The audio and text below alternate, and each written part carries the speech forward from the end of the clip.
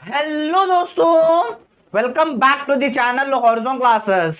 सो दोस्तों, आज के इस वीडियो में हम cost of capital and capital structure theories chapter का पार्ट 4 देखेंगे दोस्तों। और आज के इस वीडियो में बड़ा ही इंपॉर्टेंट टॉपिक, और ये टॉपिक आपको 10 मार्क्स के लिए एग्जाम में पूछ सकता है दोस्तों। टॉपिक का नाम है दोस्तों problem on cost of redeemable debentures, यानी रेडीमेबल डिबेंचर्स के ऊपर आपको आज प्रॉब्लम करना है दोस्तों। जैसे हम पिछले वीडियोस में जानते ही आ रहे थे डिबेंचर्स का मतलब क्या होता है। डिबेंचर्स का मतलब जैसे दोस्तों कंपनी को कभी भी पैसे चाहिए होता है अपने एक्टिविटीज चलाने के लिए, तो कंपनी क्या करती है, डिबेंचर्स इशू करती है। डिबेंचर्स का मतलब कंपनी क्या करती है, बाहर से पैसा उठाती है ना, जैसे बैंक से या तो फिर फाइनेंशियल इंस्टीट्यूशन से पैसा उठाती है, in the form of interest से पैसा उठाती है। सब रेडेमेबल क्या है, रेडेमेबल का मतलब है ना, वो आपको जो आपने पैसा उठाया, कंपनी ने जो पैसा उठाया है, वो कितने साल में उसे रिटर्न करना होता है, यानी कितने साल में उसे रिटर्न देना होता है, ये आपको क्वेश्चन में दिया जाएगा। पिछले हम जो 2 वीडियोस में क्वेश्चन कर रहे थे, उसमें आपको ईयर नहीं दे रहा था कि आपका मेच्योरिटी डेट कितना है, या तो फिर ईयर नहीं दे रहा था रिडीम कितने में होगा, कितने ईयर में डिबेंचर्स रिडीम होगा। लेकिन आज के इस वीडियो में दोस्तों आपको रिडीम करना है डिबेंचर्स, यानी डिबेंचर्स आपको कितने साल में आपको पे करना है, वो ईयर दिया जाएगा। इससे आपको टोटल कॉस्ट कितना आ रहा है, वो पैसे उठाने के लिए, वो पैसे कंपनी तक लाने के लिए कितना कॉस्ट आ रहा है, प्लस इंटरेस्ट मिला के सारा आपको कैलकुलेट करना है दोस्तों। बहुत ही इजी कॉन्सेप्ट है, मैं आपको इजी कॉन्सेप्ट में समझाऊंगा। 10 मार्क्स आपके हाथ में समझिए अगर इस से आपको क्वेश्चन पूछा तो दोस्तों।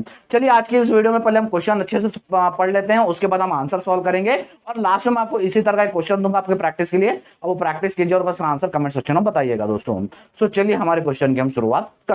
चलिए दोस्तों क्वेश्चन पढ़ लेते हैं। क्वेश्चन क्या दिया गया है, एक company issues 5 lakh debentures, 5 lakh rupees debentures at 10% at a discount of 5%। So दोस्तों क्वेश्चन में क्या कह रहा है, क्वेश्चन में कह रहा है कंपनी इश्यू कर रही है डिबेंचर्स 5 लाख के, कंपनी बाहर से पैसा ले रहे थे डिबेंचर इश्यू करके, और परसेंटेज अगर 10% से 10% इंटरेस्ट ले रहे थे, लेकिन यहां पर at a discount of 5%, discount 5% discount पे इश्यू कर रहे थे। पिछली वीडियो में हमने देखा था issue of debentures at par, discount and premium, यानी कम पैसे में इशू कर रही करते हैं। जैसे अब जैसे फॉर एग्जांपल कंपनी को चाहिए 2 लाख रुपए, लेकिन जो बैंक है उसे 1,95,000 दे रहा है, वो 5 रुपए, सॉरी जो 5 लाख रुपए कम हो रहे हैं, वो उसे हम कहेंगे डिस्काउंट, यानी कम पैसा आ रहा है। क्यों कम होते हैं सर, कि बहुत ही सारे रीजंस होते हैं, जैसे रजिस्ट्रेशन एक्सपेंसेस, या तो फिर अंडरराइटिंग फीस, या तो फिर ब्रोकरेज फीस, फ्लोटेशन कॉस्ट, ये सारा मिला के उसमें आ जाता है दोस्तों। सो डिस्काउंट 5% डिस्काउंट में इशू कर रही है, वो भी हम करेंगे। तो अब फॉर्मूला देखिए stem, the cost of flotation is 50,000, और फ्लोटेशन कॉस्ट भी आपका 15,000 है कहते हैं। The debentures are redeemable after 5 years, यानी 5 इयर्स के बाद डिबेंचर्स आपको रिडीम करना कहते हैं। The tax rate is 50%, calculate the cost of debenture. Tax rate 50% है कहते हैं, कैलकुलेट आपको कॉस्ट ऑफ डिबेंचर्स करो कर रहा है। चलिए पहले जल्दी से फॉर्मूला लिख लेते हैं। हमने अपने सेकंड वीडियो में ही समझा था कैसे करना है, फॉर्मूला अच्छा सा मैंने समझाया था वहीं पे ही। सो लिख लेते हैं फॉर्मूला, के D equals to 1 minus taxes, full bracket खोल लीजिए, उसके बाद रेट प्लस 1/n ब्रैकेट खोल लीजिए, face value minus issue price whole divided by 1/2 face value plus issue price. ये आपका फॉर्मूला है दोस्तों, ये आपका हमारा फॉर्मूला है दोस्तों। अब इसको फॉर्मूले के हिसाब से हमें आंसर करना है दोस्तों। सो चलिए कर लेते हैं।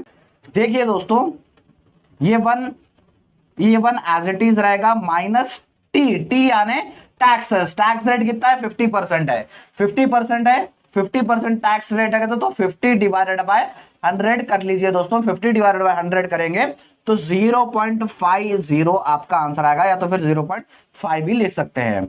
सो ब्रैकेट खोल लीजिए, rate of interest, rate of interest कितना है दोस्तों, 10%, 10% रेट ऑफ इंटरेस्ट है।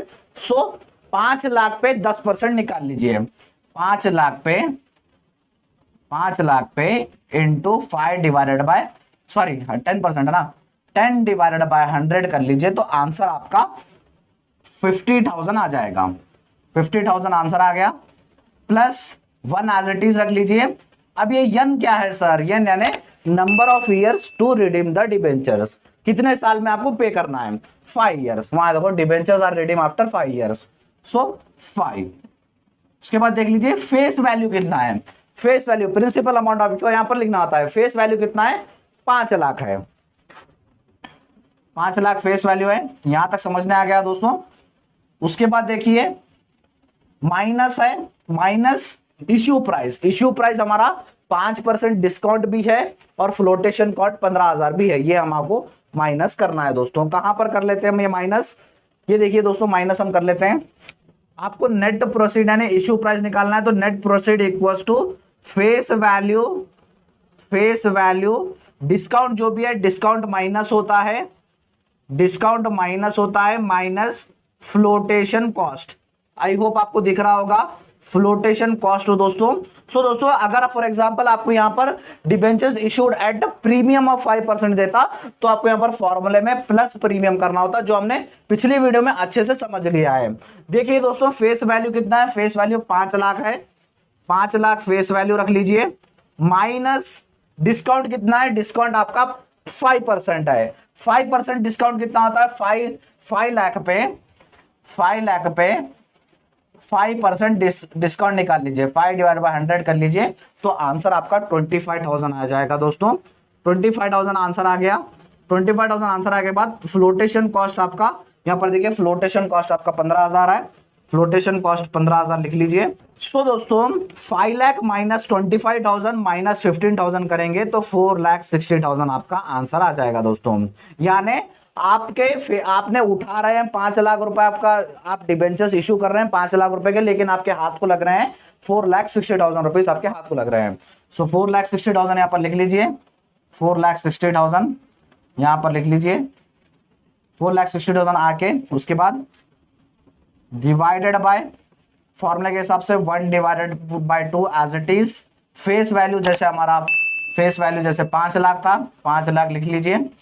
उसके बाद यहां पर आपको प्लस करना है, plus issue price. Issue price हमने कैलकुलेट किया 4,60,000, 4,60,000 यहां पर लिख लीजिए दोस्तों। यहां तक क्लियर है, आई होप आपको यहां तक क्लियर होगा। अब चलिए समराइज कर लीजिए।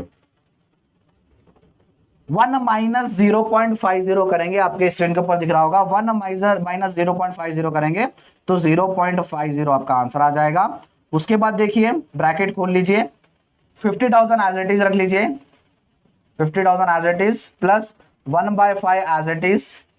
उसके बाद 50,000 माइनस 4,60,000 करेंगे तो 40,000 आपका आंसर आ जाएगा। उसके बाद ब्रैकेट क्लोज कर लीजिए, divided by 1/2 as it is रख लीजिएगा। उसके बाद 5 लाख प्लस 4,60,000 करेंगे तो 9,60,000 ये आपका आंसर आ जाएगा दोस्तों। यहां तक क्लियर है, आई होप आपको यहां तक क्लियर होगा। उसके बाद देखिए, उसके बाद दोस्तों 0.50 एज इट इज रख लीजिएगा।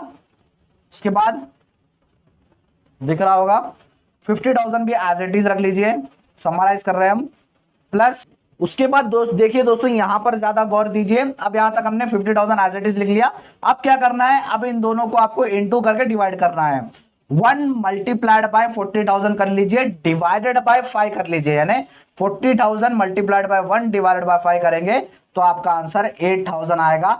8,000 आने के बाद ब्रैकेट क्लोज कर लीजिएगा, डिवाइडेड बाय, उसके बाद यहां पर भी ऐसा 1 मल्टीप्लाइड बाय 9,06,000 डिवाइडेड बाय 2 करेंगे तो आपका आंसर दोस्तों 4,80,000 आपका आंसर आ जाएगा। सो दोस्तों स्पेस नहीं होने के कारण हम ये आंसर यहां पर कंटिन्यू करेंगे, आप कंफ्यूज मत कर लीजिएगा, यहां पर हम कंटिन्यू कर ले रहे हैं।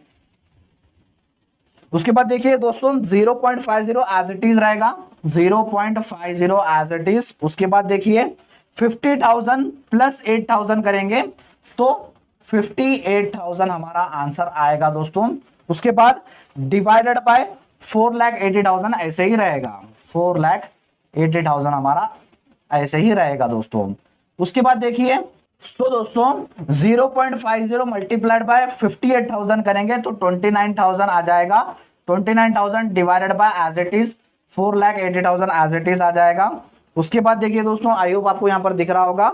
29,000 डिवाइडेड बाय 4,80,000 करेंगे तो आपका आंसर 0.060 आपका आंसर आ जाएगा दोस्तों। दोस्तों इसको आपको परसेंटेज में चाहिए तो आपको 100 से मल्टीप्लाई करना होता है। 0.060 इंटू 100 करेंगे तो 6.04% आपका आंसर आ जाएगा दोस्तों। दोस्तों ये था हमारा आंसर दोस्तों। स्पेस नहीं होने के कारण थोड़ा हमें बोर्ड पे थोड़ा ऐसा सब कुछ करना होगा, लेकिन आपको आई होप समझने आ गया होगा।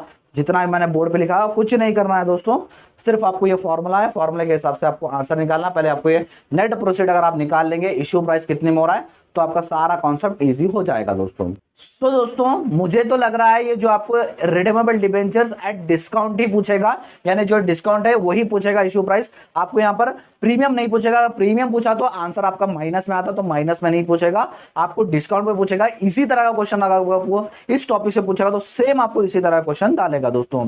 एक हुआ तो यहाँ फ्लोटेशन कॉस्ट नहीं रहेगा, बाकी सब कुछ सेम रहेगा दोस्तों। सो दोस्तों ये था हमारा आज का वीडियो दोस्तों, और जैसे मैंने कहा था मैं लास्ट में आपको इसी तरह क्वेश्चन दूंगा आपके प्रैक्टिस के लिए। आपके स्क्रीन के ऊपर वो क्वेश्चन दिख रहा होगा, वो क्वेश्चन प्रैक्टिस कीजिएगा और उसका आंसर कमेंट सेक्शन में बताइएगा दोस्तों।